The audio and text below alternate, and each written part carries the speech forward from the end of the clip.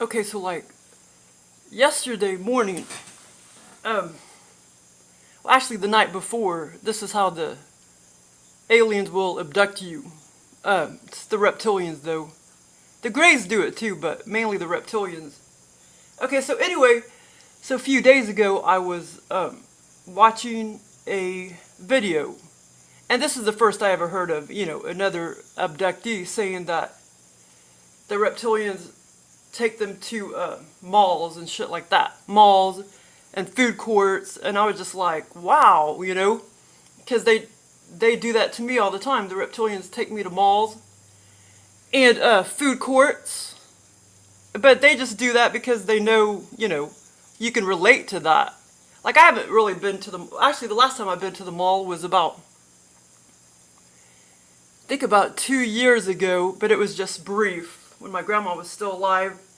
And, I used to go a lot when I was younger, but the reptilians, they just know, that's how they operate. They know that you can relate to that. So if other people woke up to their experiences, they would know that too, that the reptilians are, they put a lot of malls, caves, and food courts and stuff in their scenarios. And with me, it's kind of funny because they put a lot of snakes, alligators, and stuff like that in my scenarios too. And of course, ever since I've had turtles, they stock me with turtles all the time in my experiences. But they'll even give me like a little virtual reality. And this one lucid dream, they gave me this virtual reality scene where I was holding a styrofoam cup in my left hand, and there was a snake down at the bush, or down near a bush. Now this was in, virtual reality dream state, and the snake, like, bam, and it it totally felt physical and everything. It hit my hand and my cup. They'll do shit like that, and they'll do weird things with the turtles and stuff in my scenarios. Not very nice things too, but I haven't talked about that. A lot of lucid dreams and stuff. I don't really have time to post all these videos every day or whatever. But yeah, one time it was really weird. They gave me this lucid dream, virtual reality lucid dream where it's like I was at, they were mimicking, like, when I was at work and we had a big picnic outside under a pavilion. And basically, this was really weird, but what the reptilian did was, I saw this turtle, a pretty large box turtle, walking along, and it was at first I thought it was in pain, and some of the people that were standing around, they were saying, well, she was kind of sick, but now she's a lot better and everything. But anyway, what the reptilian did was, it was like, this is really weird. It's like, he put a bunch of, what do you call it? It's like he broke up the top of the shell, and there was like paper clips. It's like there was notes, like notepad notes under the broken parts of the shell, and the paper clips were like, there were paper clips that was holding the shell and the notepad, but they'll do mean shit like that. And of course, because I was like, oh, poor turtle, because I thought it was sick. Because at first, the people that were standing around the pavilion, they were acting like, well, at first she was sick, but now she's better and everything. So then I was like, oh, okay. So I knew she was going to be okay and everything. But they'll do really weird, mean shit like that. Okay, but this experience, I'm just going to talk about a type of abduction that they do a lot to me. But anyway, so what triggered this dream, it was actually more like this morning, it was just a dream, and he put a bunch of sexual stuff in it, which I can't go into, but it was just a dream. And he didn't steal my astral body, last night. But the night before, right upon when I lay down, he'll take my astral body out, and then many hours later when I fall asleep, he'll create a dream for me, like either a lucid dream, out-of-body experience, or virtual reality scenario, or lucid dream, or dream. And but I don't know why they can't just make it virtual reality all the time, but for some reason they don't. So yeah, so like this morning it was just a dream. Yesterday morning was like a virtual reality dream. It was not a virtual reality experience. It's a virtual reality dream. But I could do another video about all of the different types. So anyway, when I was listening, and I've listened to that ufologist before, but I never heard him say another abductee was that's stupid too. That's all a psyop. Abductee, contactee, experiencer. Everybody on planet Earth is an abductee, contactee, and experiencer, and I can prove it. And I will prove it. I mean, I can prove it. You go out anywhere and talk to any Joe Blow on the street, and they'll be like, oh yeah, like I've had this experience before. Except they don't realize it's aliens. They just think it's spirits and ghosts, or their mom or dad or whatever. Okay, so anyway, so the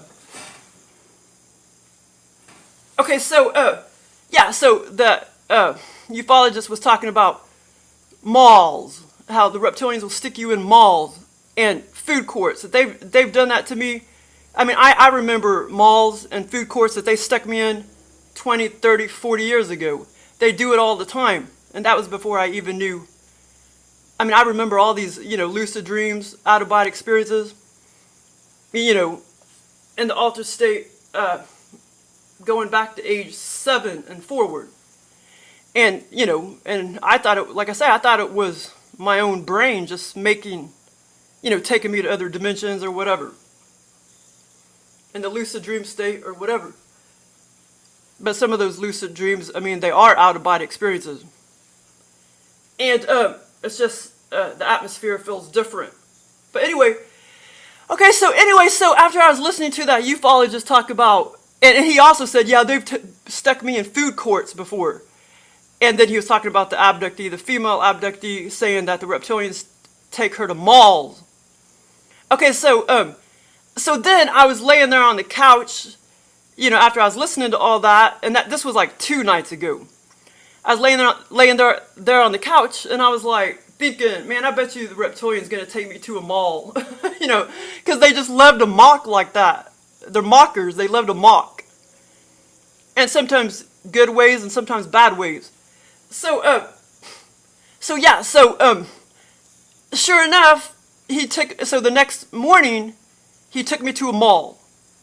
Okay, now, but the night before, which was 2 nights ago, I lay down. Well, first of all, they've even done it when I was driving down the road, and they were pulling my astral body out. And you feel like you're going to go out of body. It's not a very good feeling, especially when you're driving down the road. But they've done it before, and that was it was daytime. It was around 6 o'clock at night one time they did that. That was a few years ago. But normally, they won't do that. Normally, if you tell them to, if it's like 6 o'clock at night and you're laying down, if you tell them to, or ask them to, they'll take you out right then and there when you're laying down at like 6 o'clock on the couch or whatever. But mostly, what they'll do is right when you lay down, when you're ready to go to bed, and this is when you're totally awake, way before you fall asleep. Like right when you lay down, and even a few minutes before you even go to the bed, you'll feel kind of dizzy. And then, of course, I'm always wondering, okay, why do I feel kind of dizzier than normal? And then, of course, I lay down, and then I'll remain really still because I know what the being is doing. And when they're doing this, I mean, you can't even feel them around you at all. You can't see them. You can't feel them around you. You can't smell them. They're doing it very, very, very covertly. I mean, I don't know, he's still kind of near me, but it doesn't feel like it. It feels like they're still kind of far away at a distance. You know, when they're taking some kind of technology. I mean, they're using some kind of technology, and they're just sucking your whole astral body out. And you're totally awake and everything, and you can feel it. And I just always remain really still because I know exactly what they're doing. So I'll like remain really still when I know they're doing that. Not they, but him. I don't know if it was Joel that gave me this experience to the mall or not. It could have been. But it was some reptilian. So anyway,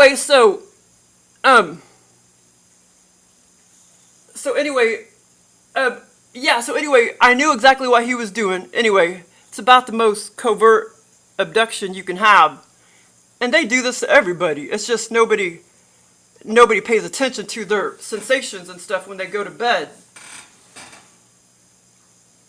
Okay, so anyway, the being started pulling me out and everything, and you'll start feeling like you're like sometimes you can start feeling like you're floating in water, and like your whole body it feels like it's becoming totally non-physical when they do this, when you're totally awake like that. But like I say, it feels a little different every time because they don't, sometimes other beings will do it differently, and sometimes your legs will like swish up and down, and sometimes they're more delicate, and you can't feel it so hardcore when they take you out like that. And what they're doing with it, many hours later, they'll create an out-of-body experience or virtual reality experience, lucid dream, dream, any one of those, any number of those things they'll create for you. So this particular case, they created, it was just a dream, but I guess I'll call it a virtual reality dream. But it wasn't a virtual reality experience. It was definitely just a dream. But, okay, so anyway, so this is what he did. And basically he was mocking because I started thinking, I wonder if he's going to take me to the mall. Like, watch the reptilians take me to a mall again. After I heard that, it was James Bartley talking about the mall thing. Okay, so anyway, so this is what they did. And I don't really care to talk about the experience, but I just want to talk about how this is about the most covert abduction that they do. Is when you lay down, they'll just take technology or whatever, and sometimes they can even be under your bed, and they'll even bump you out. They've done that to me before when but this time they were all over my bedroom and shit. That was a few years ago, and they got underneath me, and they were bump, and they were bumping me out, my astral body out. It was funny. It felt really weird. But yeah.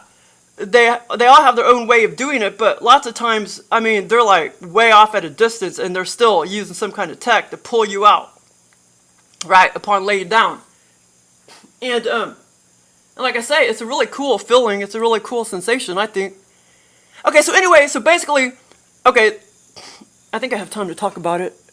Okay, so basically, they stuck me in a mall. They did not tell me what state or anything I was in. And I felt like I was in a different dimension. I didn't feel and like I say, some of my virtual reality experiences, it doesn't feel like you're in a different dimension. It just feels like normal 3D. But even though it was just a dream, I still felt like I was in a different dimension. But he didn't tell me what state or town or whatever I was in, but I was in an unfamiliar mall. And it started off, it's like this one woman that I subscribe to because she owns a turtle. It's like she was in my scenario, but it started off, we were in a library outside, like a small library that was just kind of, and it almost seemed like a school, like it kind of like it was a school or something, a part of a library, part of the school, connected to the mall.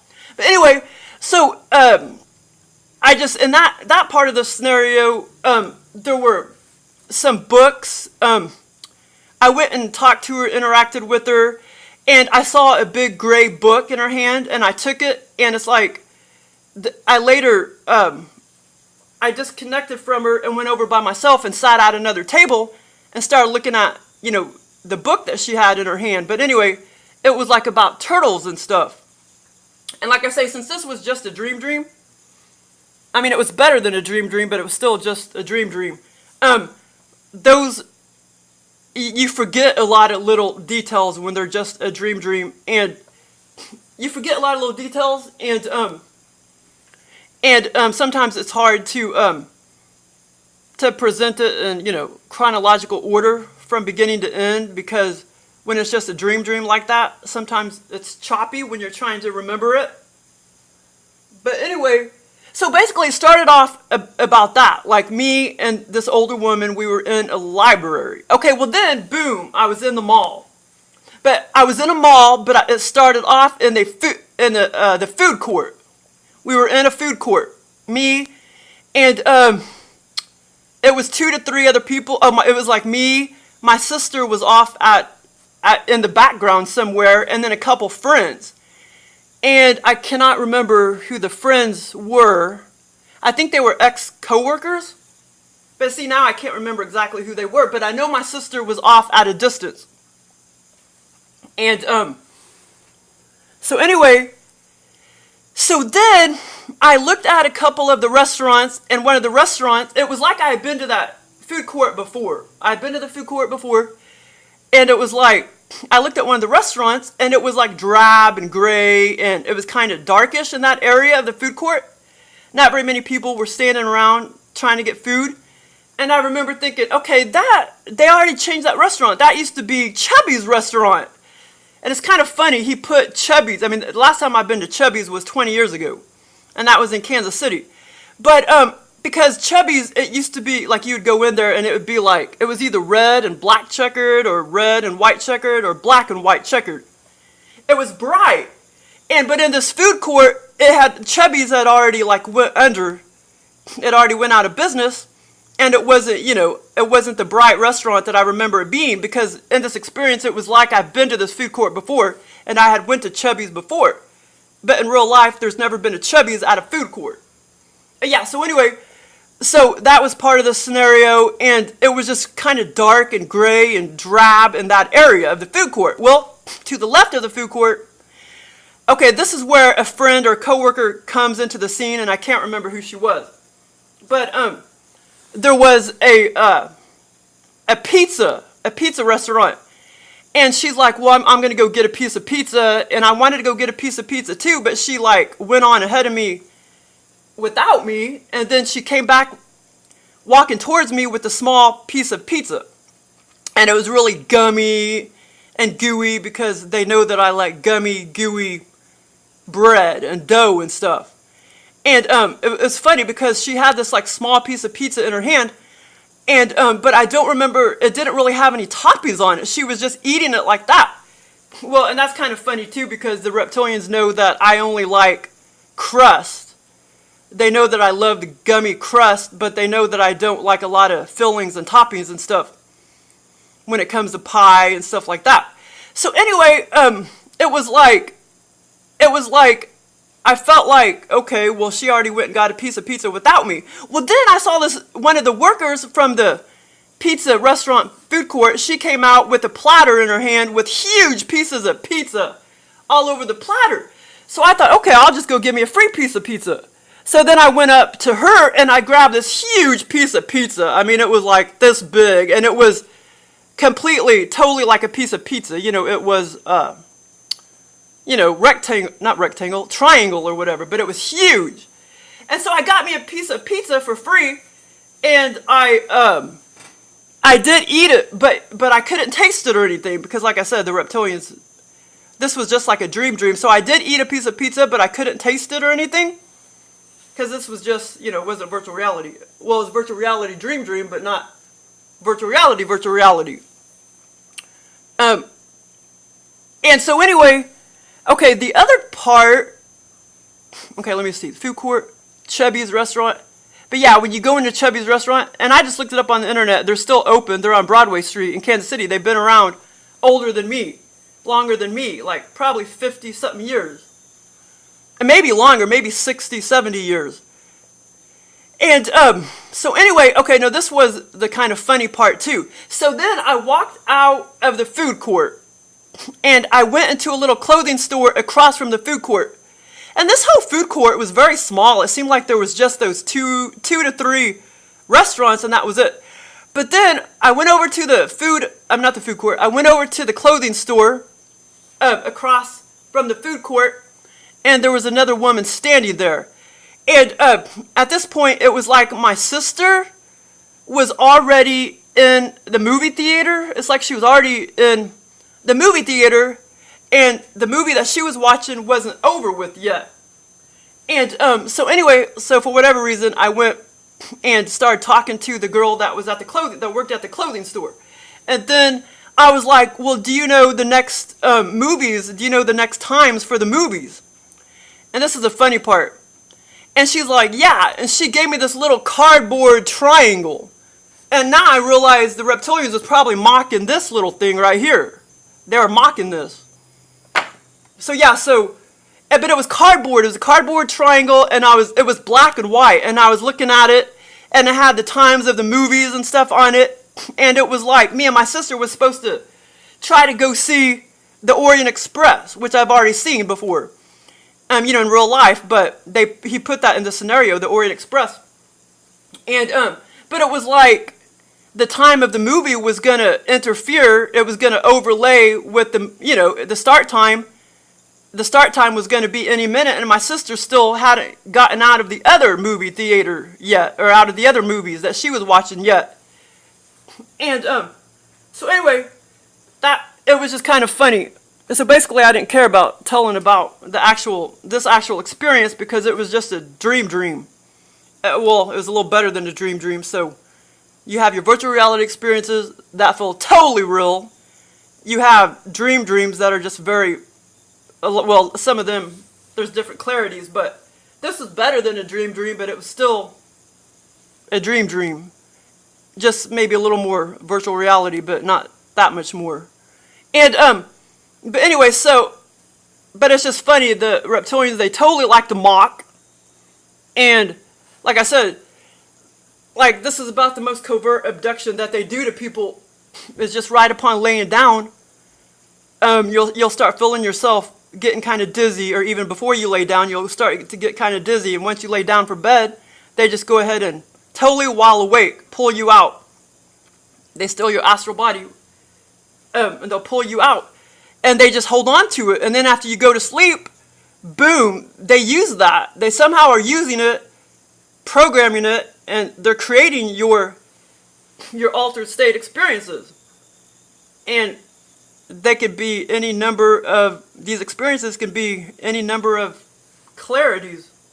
Mainly they're always going to be better than just a really foggy dream, but yeah, I don't know why he couldn't just gave me an awesome virtual reality experience. You know, like when he took me to Romania. I mean, those were freaking total virtual reality. But yeah, so it's fun when they create all these experiences for me. But yeah, so that was my experience to the mall. And like I say, they only took me to the mall because they were mocking me, mocking my thoughts and stuff, because I already heard that guy, talk about how the Reptilians will stick you in malls and stuff. Now, they're not sticking me on UFO crafts, but the James Bartley guy was saying that he thinks they could be sticking you on UFOs and they're just making you think you're at some mall or something. Well, I don't resonate with that part, but